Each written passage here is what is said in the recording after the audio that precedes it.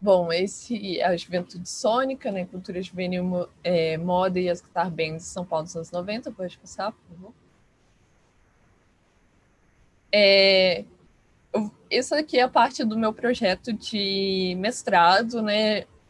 Saiu um pouco das pesquisas que eu estou fazendo levantamento na revista Bis e no jornal Folha de São Paulo também.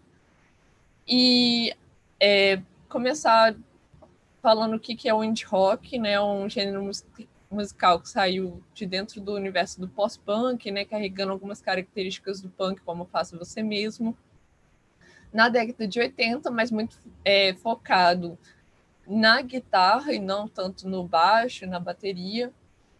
A maioria dos jovens que participam e se identificam com esse grupo, né? São jovens brancos da classe média, isso não só aqui no Brasil, mas globalmente.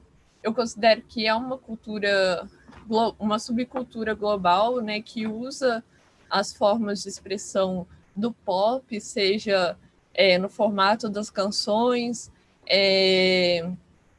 seja no formato dos shows, das bandas, mas que se caracteriza como uma subcultura por tentar buscar essas características de autenticidade, de não... Ela busca não ser cooptada pelo universo do mainstream como as bandas punk, mas ela é um pouco mais flexível, né, compondo um universo também diferente daqueles que se identificam com o punk e com o rock independente no Brasil.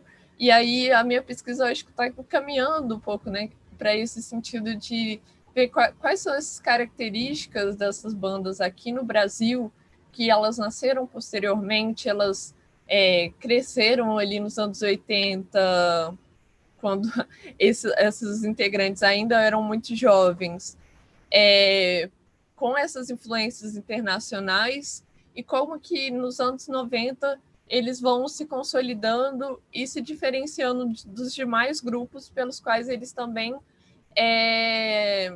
circulavam nos mesmos espaços, dos universos underground e tudo mais. E eu acredito que isso se dá pelas referências musicais, pelas formas de estabelecer interações e também pelas referências de estilo, seja de estilo de vida, de forma de se vestir e tudo mais, tendo um campo específico do indie rock, onde as pessoas que conhecem tal cultura e como agir, elas vão se identificar quem faz parte daquele campo. Pode passar, por favor? E aí eu vou falar bastante aqui, né, dessa questão da aparência, tentando buscar algumas comparações com referências exteriores. Eu vou trabalhar muito com a banda Pinaps, que foi a primeira banda brasileira do indie rock a gravar um disco em 1990, mas não é uma cena específica de São Paulo. Também haviam, desde 1989, bandas em Salvador, no Rio de Janeiro, no sul do Brasil e em outros lugares, com sonoridades muito semelhantes. Mas como tem esse recorte aqui de uma entrevista que eu trouxe, fala, né, o Pinaps ele era diferente.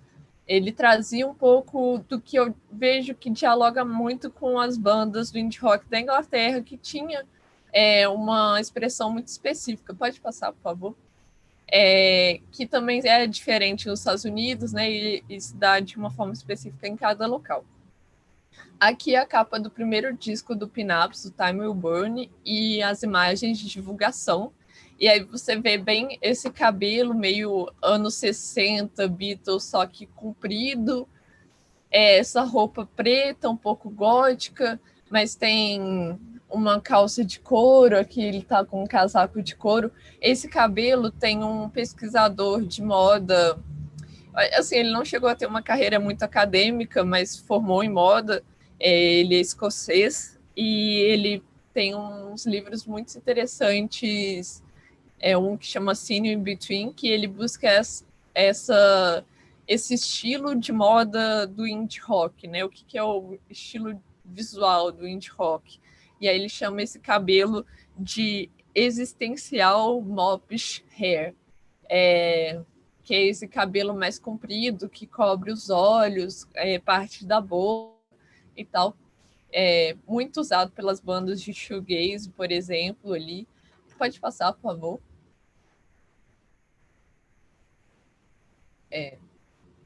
Tá.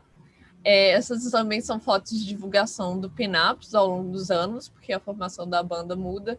E essa daqui é a foto do encarte do primeiro disco do Disney Mary Chain, que é uma banda escocesa das Creation Records, do início dos anos 80. Eles, em entrevistas, falam que escutavam muito Disney Mary Chain, e aqui você pode ver algumas semelhanças, né, nas roupas, o casaco de couro, a roupa preta, essa franja cobrindo os olhos e tal, mas isso não se mantém todos os anos do Pin-Ups. Eles também vão mudando um pouco as suas roupas.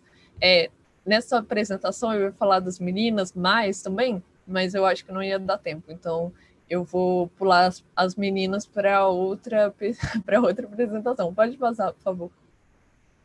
E alguns outros integrantes dessa cena, na época, falam muito do Pin-Up ser quase um cosplay das bandas inglesas do início dos anos 80.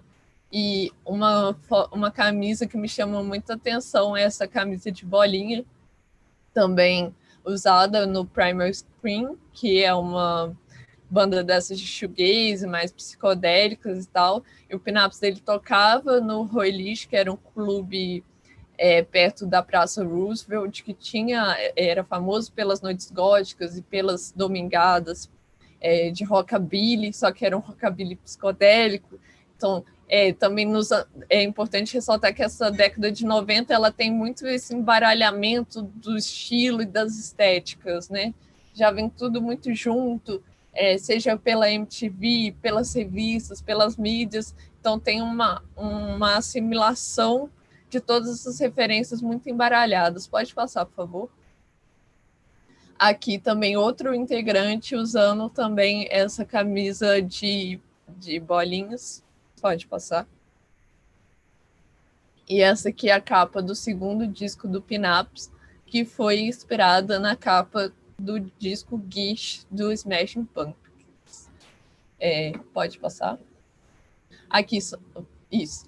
São as noites de rockabilly do Royalish, e o jornal Folha de São Paulo usa de referência a imagem do filme Rebelde Sem Causa.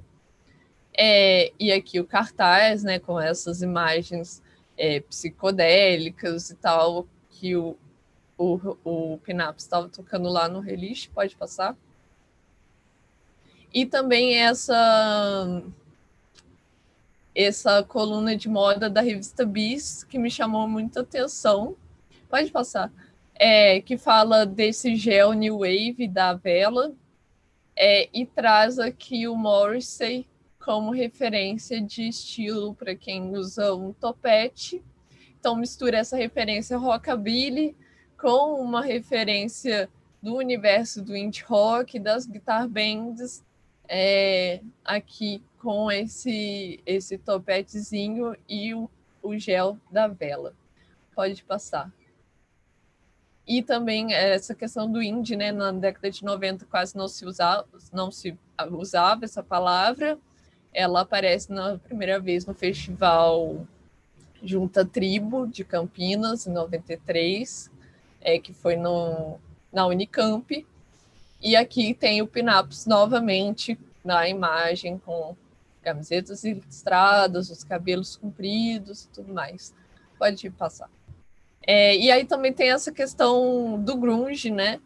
Que é moda nos anos 90. Pode passar já para a imagem, que fica mais fácil. E aí o grunge, o skate rock acabava misturando tudo, muito dessas calças bag, que era usado também pelo hip hop e tal. Então, mas nas bandas de rock você continua vendo, não importa a subcultura do rock que você faz parte, sempre vai ter uma camiseta de banda. Pode passar, por favor. Mas aqui, por exemplo, nessa foto do Tube Screamings, você vê que ele está usando a camiseta do Garage Fuzz, que é uma banda que está ali entre o universo do hardcore e do indie rock. Então você vai referenciar as bandas que fazem parte desse campo. Pode passar. Né, aqui novamente as camisetas, as calças muito largas. Aí alguns já são meio carecas, porque esse aqui é o Carlos, eu esqueci o sobrenome dele, Carlinhos, mas ele andava um pouco com a galera do Straight Edge também, então não sei se a careca é uma influência, mas ele não era straight edge, né? Não era vegano e tal, mas a se dava bem, então acabava andando por esses universos também. Pode passar. E aqui para mostrar como que o grunge ele acabou também invadindo todas as percepções da moda mesmo. Aqui na legenda dessa imagem aqui na revista Veja fala Carlinhos Brown, o carajão do recôncavo, versão baiana do grunge de chupeta no pescoço. Então o grunge está lá no recôncavo baiano, no Carlinhos Brown, na bermuda, com essa franja aqui. Pode passar?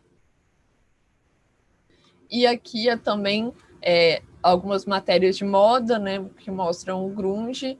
Esses vestidinhos aqui, a Lê do Pinaps usava bastante, né, a botinha, meio coturno e tal, era bastante usado.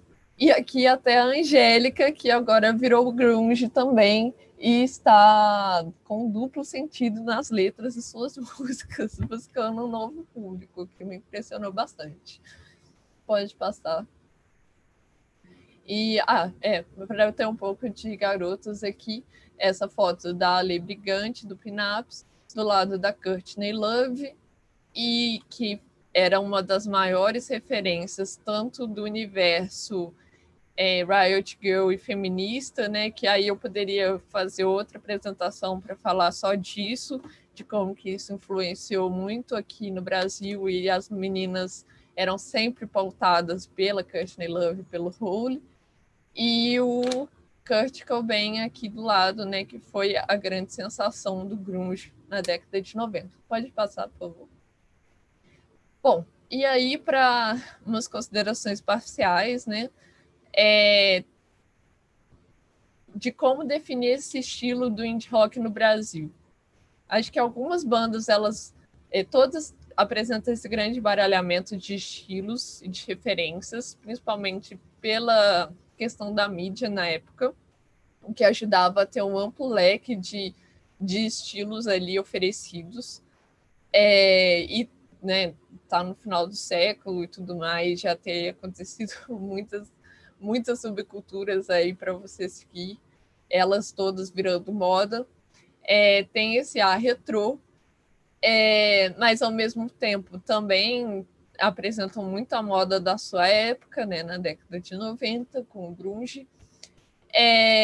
Aqui, né, eu apresentei mais um espaço para a gente pensar uma moda masculina, né, aqueles gels e também essa roupa mais larga e tudo mais. A questão da camiseta de banda, que é quase que uma regra nessas subculturas juvenis ligadas ao rock.